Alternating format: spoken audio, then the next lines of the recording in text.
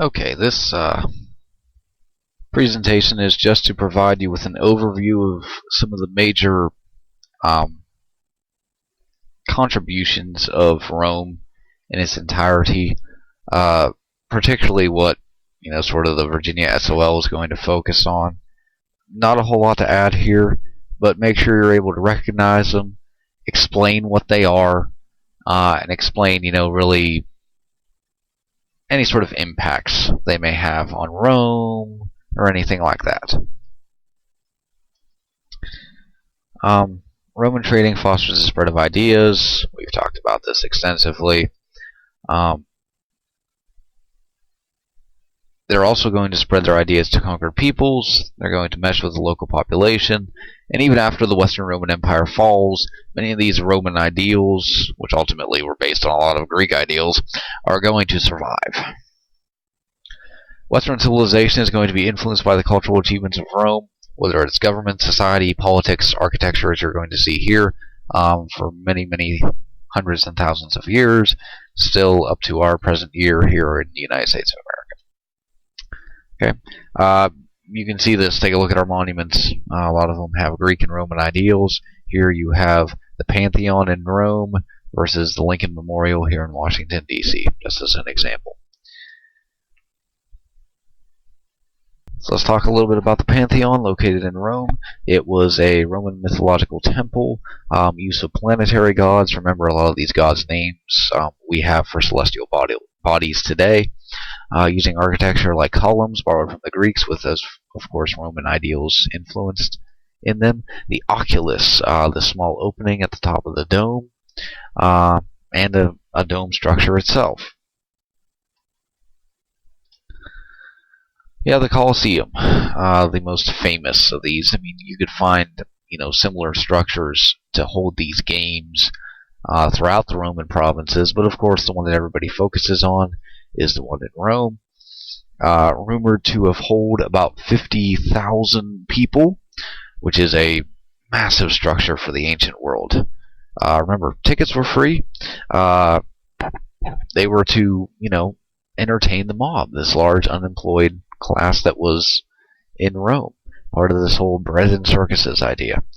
If you look below the arena floor here, you had what many believe were systems of levers and pulley systems where you could raise up or lower from the deck of the Colosseum in order to bring up competitors or people that needed to be executed or wild animals or whatever. You also have a lot of reports of them actually getting hoses and hooking them up to their water supplies, and actually flooding the entire lower portion of the Colosseum so they could reenact naval battles within the Colosseum, which would have been definitely a sight to behold. Typically, the most famous or the most well-liked event at the Colosseum were the mass executions.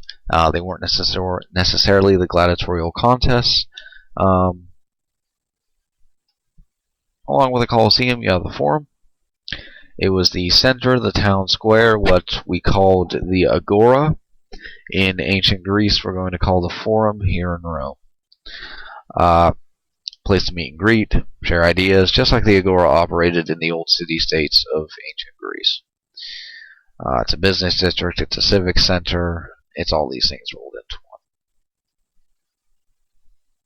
You can still go there today, you can still visit some of these old famous sites. Technology.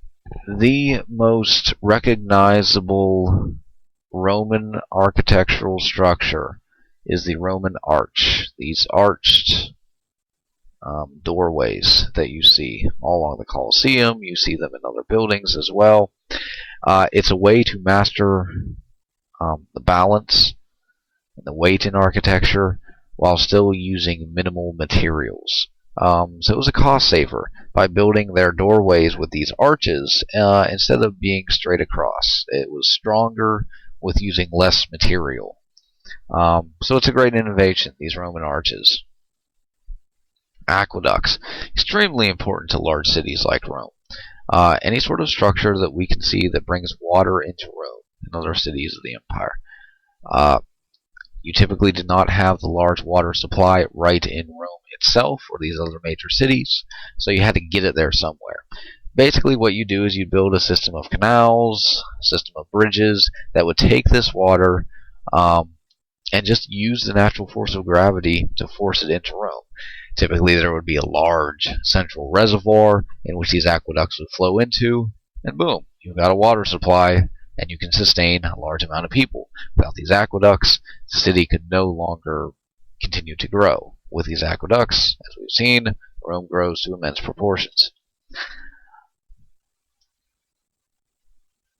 Roads, 180,000 miles of them. Tons of roads. It's not just Caesar Augustus. Road and building systems are going to be prevalent throughout even the Roman Republic, all the way up through the Roman Empire. They're finished with paving stones on top of layers of small rocks, gravel, and sand. And you can still see some of them. These old Roman roads, you can see where they've really been worn in here, where you had the wheels. But it was a way to connect. It was a way to spread trade. It was a way to do all these things. Science. Ptolemy. Ptolemy, famous Roman geographer, astrologer, mathematician, incorrectly has the geocentric theory of the universe. Centric, obviously meaning center, and geo, anytime you see geo, just refers to Earth. So it's the Earth-centered theory of the solar system, and the sun revolves around the Earth. It was incorrect. It's incorrect, but it is the accepted viewpoint during Roman times. Public baths. Hot and cold pools of water accompanied with gardens, libraries, sometimes gyms. Remember, you have a large population within Rome itself and other areas that really don't have the means or the access to things like indoor plumbing, sewer systems, having a garden, having a library to go ahead and study, having any sort of physical workout or anything like that.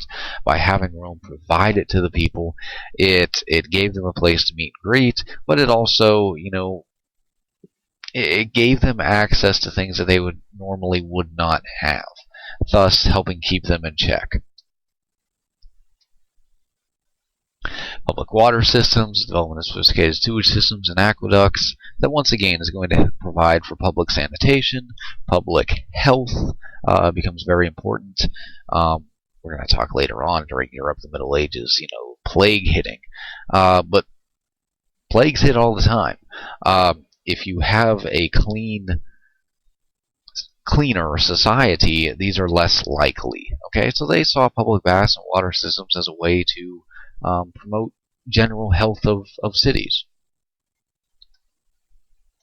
So here you go. Got some examples here. Some of these aqueducts that you can see, just going right into this, right into the cities. You have your public sewer systems and your public baths.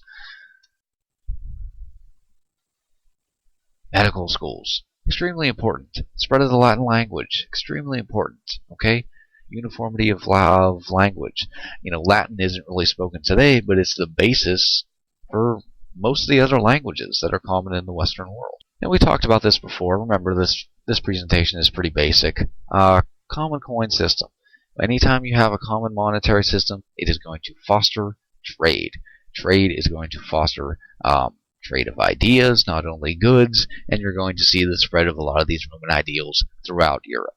They may not be instilled right away after the fall of the Western Roman Empire, but they're still going to be written down. They're still going to be there. They're still going to be in the back of people's minds, and one day they are going to come to the forefront again. Now in class, we've been looking at a lot of different examples of literature from the Roman world. Here we have Virgil. He's a famous Roman writer. He writes the Aeneid. It's a Latin epic poem. It's in the tradition of Homer's Iliad and Odyssey. It follows Trojan War heroes, talks about the mythical founding of Rome, and all of these things. So these are just a few of the important cultural contributions that you need to know for the SOL, and it's a good time to just sort of, before we start talking about the fall of the Western Roman Empire, it's a good idea just to review and hit on some of these major contributions that sort of last even after the Western Roman Empire falls. So that's about it. Thanks for listening, and we'll see you in class.